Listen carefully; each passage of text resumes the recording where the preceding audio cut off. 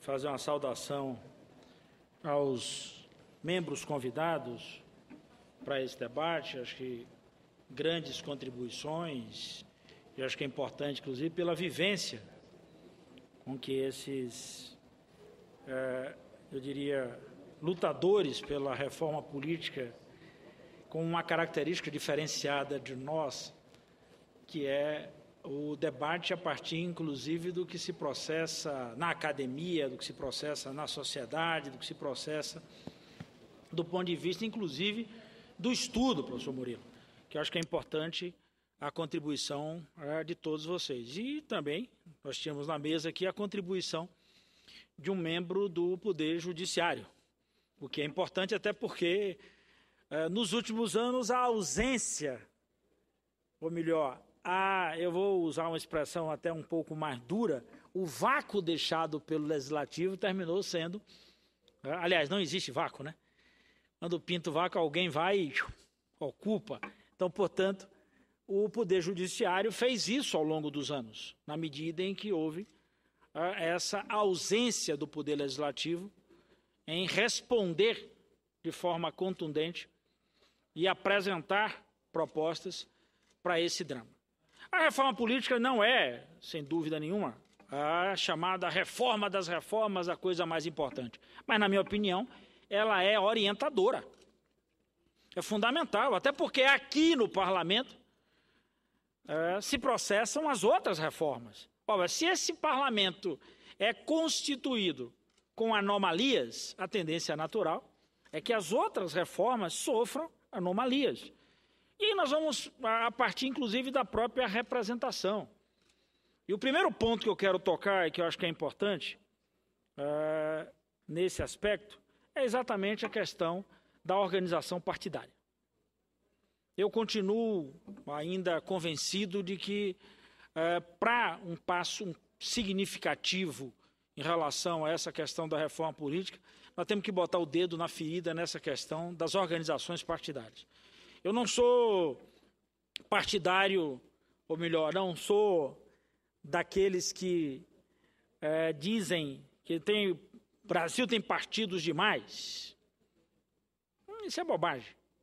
O problema está exatamente na regra para a existência desses partidos.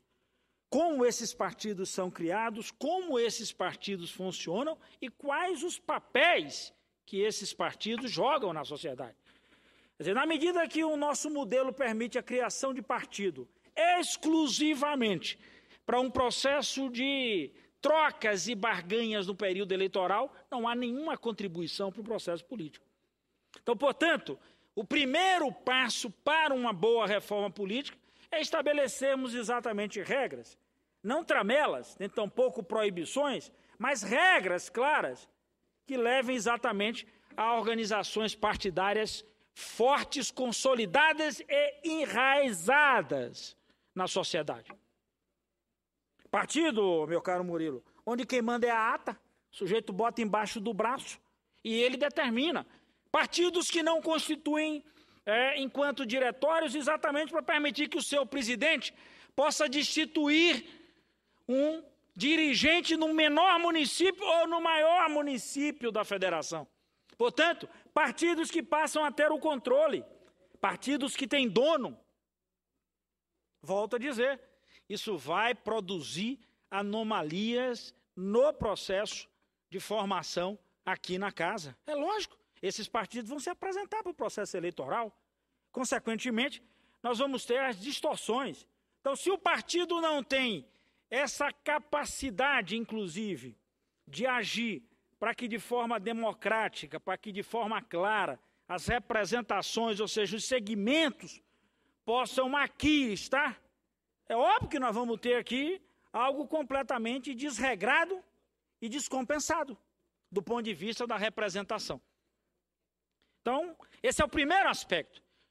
Apresentei uma emenda à Constituição, onde eu trato exatamente a questão que tem a ver com o fundo partidário, que tem a ver com financiamento de campanha e que tem a ver com a existência de partidos. Ora, partidos que são constituídos, que não têm um voto, não elegem um parlamentar, tem voto, mas não consegue eleger um parlamentar.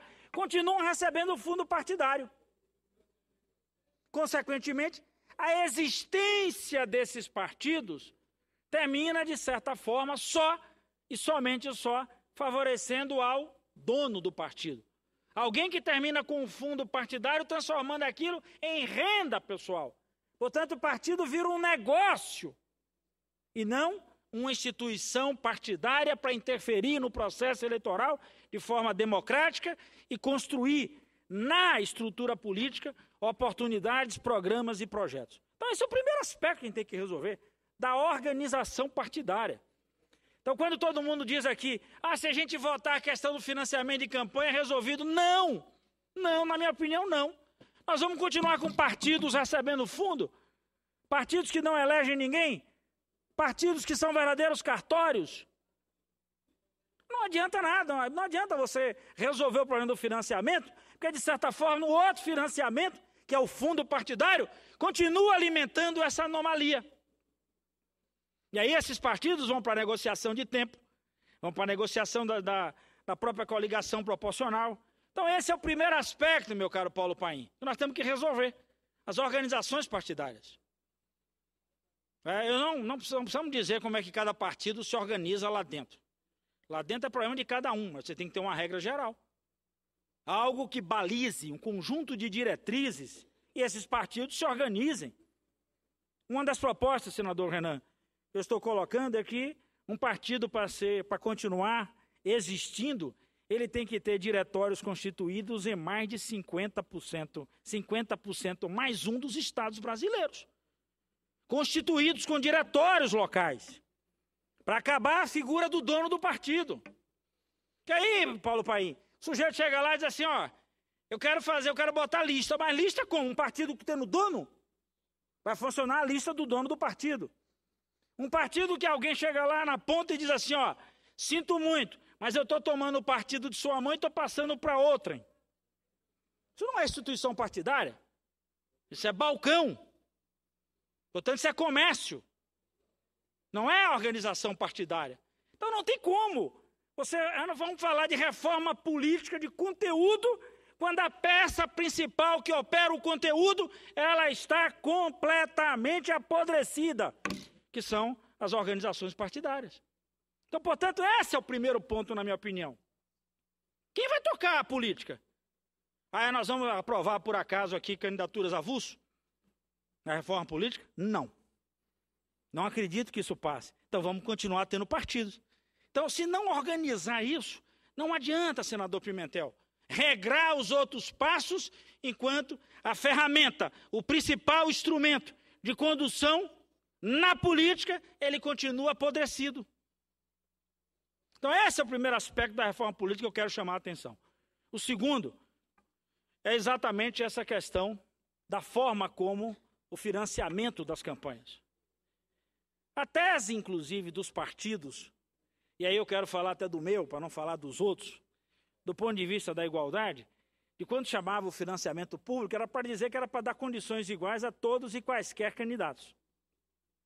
Ora, mas aí, meu caro, se você permite que alguém tenha a condição de captar mais do que outrem, alguém pode ter acesso a financiamentos de campanha mais do que outro, não há como você dizer que há igualdade na disputa.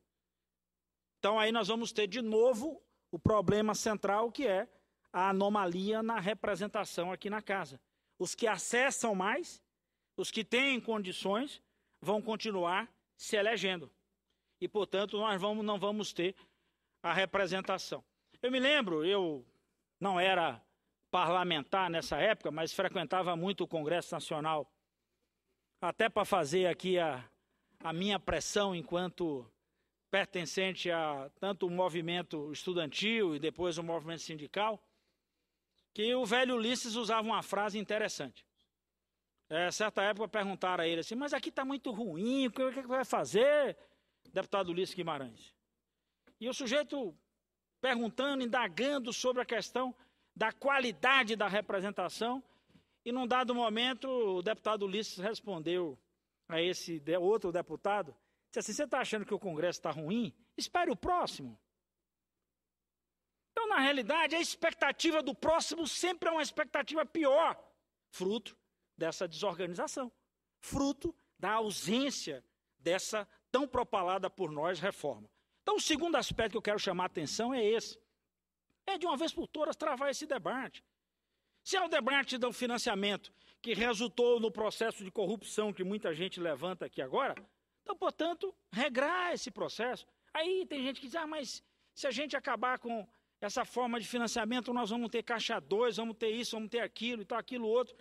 Todas as vezes que você quer apontar um caminho para o funcionamento, as pessoas entram com negativas e coisas que, na realidade, se processam no sistema atual. Então, portanto, é fundamental estabelecermos qual é a linha que vai ser adotada sobre o fundo partidário, portanto, dinheiro suficiente para que as organizações partidárias fortalecidas, enraizadas e organizadas possam, inclusive, também através do fundo, portanto, recurso público, bancar as suas campanhas e abrir a perspectiva de financiamento de outra forma. Ainda que não do chamado CNPJ, Paulo Paim, mas financiamento de pessoa física. Portanto, com a possibilidade efetiva de ter a contribuição, de promover a arrecadação. Aliás, nós vivemos essa experiência recentemente nas eleições nos Estados Unidos. As pessoas fazendo contribuições, senador Renan, pela internet.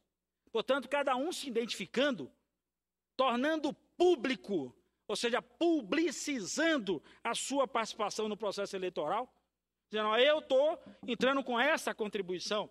Portanto, usando a nova ferramenta do novo tempo, é possível você dizer, quem quiser contribuir com a campanha desse ou daquele partido, estão aqui os mecanismos abertos, públicos e completamente transparentes. Portanto, permitindo ao cidadão olhar, fiscalizar e até participar do processo de contribuição para o financiamento de campanha. Portanto, num passo significativo para você adotar uma linha de participação no financiamento de campanha. Terceira questão que eu quero chamar a atenção. Aí tem a ver exatamente com um dos processos que nós introduzimos, aliás, nós não, porque eu votei contra, mas que foi introduzido no processo eleitoral e que hoje nós chegamos à conclusão de que não é uma boa coisa, o processo de reeleição. Não deu certo, portanto, a tese utilizada naquele período para se defender a reeleição é que nós tínhamos um tempo muito curto. E é verdade. Um mandato de 4 anos, senador Renan, o governante participa de 2 eleições. 2 eleições. Porque tem uma eleição municipal, no caso de uma eleição para governador, e no caso de prefeito, tem uma eleição para governador, e, portanto, são 2 eleições que esse sujeito enfrenta. Ou seja, 2 anos que praticamente você paralisa a administração pública. Então se discutia na época a tese da reeleição porque o sujeito iria fazer, na realidade, teria mais tempo para administrar. Na realidade, o que a gente assistiu foi mais tempo para o cara se preocupar com a próxima eleição. O governante ganhou mais tempo para se preocupar com a sua reeleição do que com a gestão. Ora, se a preocupação era de tempo, meu caro senador Renan, então os 8 anos, na realidade, ele continua tendo os 4 na prática. Porque nos 8 anos tem 4 eleições. Então, portanto, ele continua enfrentando as 4 eleições. Então, eu defendo, e acho que é importante, o fim da reeleição, com a gente, inclusive, aumentando o tempo de mandato, portanto, para 5 anos. Ele tem 4 anos, tranquilamente, para promover a sua gestão. O ano é o ano da eleição, e que, portanto, corretamente, as proibições introduzidas, inclusive por leis aprovadas por nós, para não permitir o uso da máquina. Então, na realidade, ele teria isso, só que combinado com uma coisa que é importante. Eu acho que é importante combinar o fim da reeleição com também as eleições coincidentes.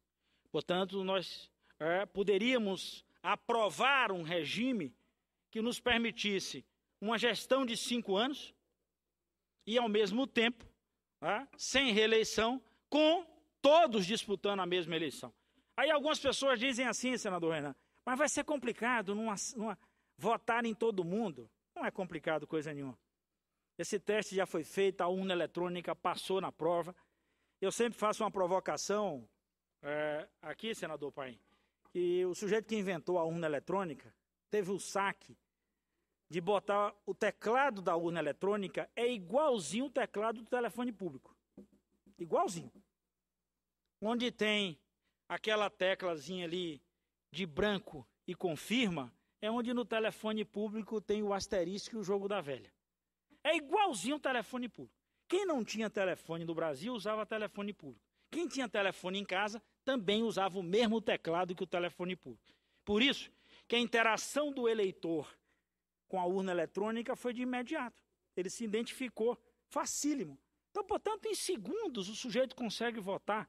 É bobagem. Se fosse no papel, ter que sair botando o número de muita gente, o sujeito podia se atrapalhar ou coisa parecida. Mas é ali, ó, vai teclando, dá até para ver a figura, portanto, dá para ver o rosto de seu candidato. Então, não tem nenhum problema disso.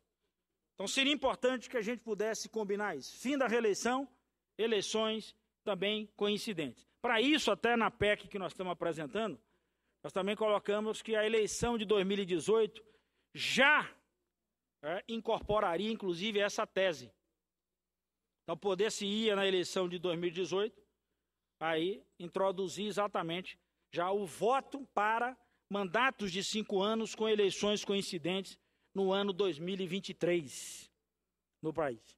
Então, portanto, já caminharíamos com essas questões. E aí tem outras regras que a gente coloca em relação a essa questão e que eu quero concluir, senador Renan, e ficar nesses pontos. Eu acredito que voto distrital, se pudesse ser misto, era importante. Concordo plenamente com o senador Randolfo. O voto distrital puro e simples, ele é muito complicado para um país das dimensões do Brasil.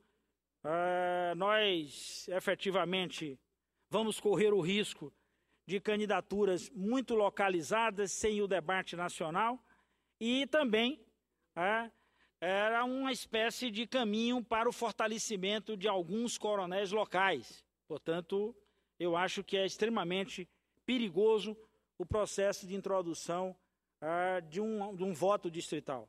Assim como também acho que o voto em lista, ele obrigatoriamente poderia caminhar numa direção de uma espécie de voto misto, lista e candidato, exatamente para permitir que candidatos pudessem disputar ali dentro do partido essa questão.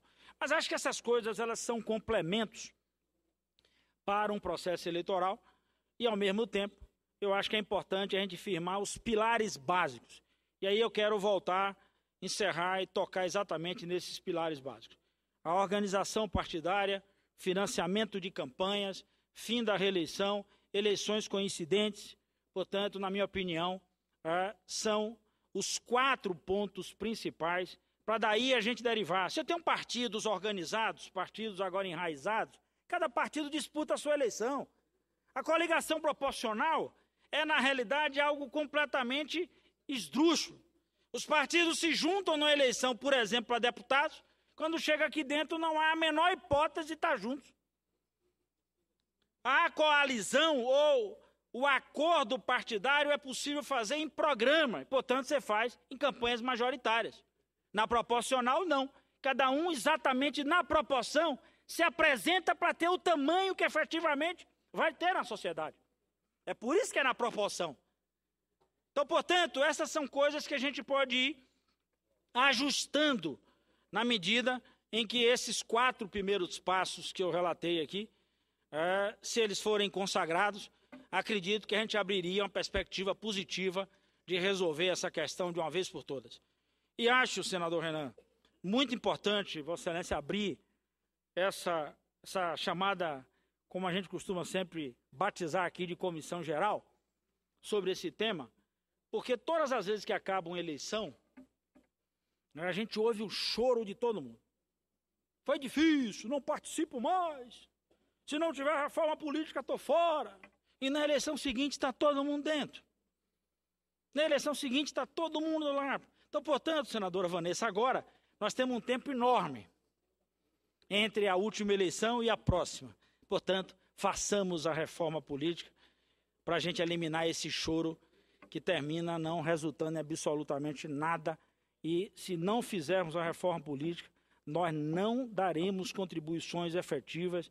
E aí, volto a insistir, não é só para a organização partidária, não é para a eleição de parlamentar, não é para resolver o problema de quem quer que seja. Nós continuaremos de forma negativa contribuindo para o processo de representação nessa casa e, consequentemente, para o bom andamento dos trabalhos de um Congresso Nacional. Muito obrigado.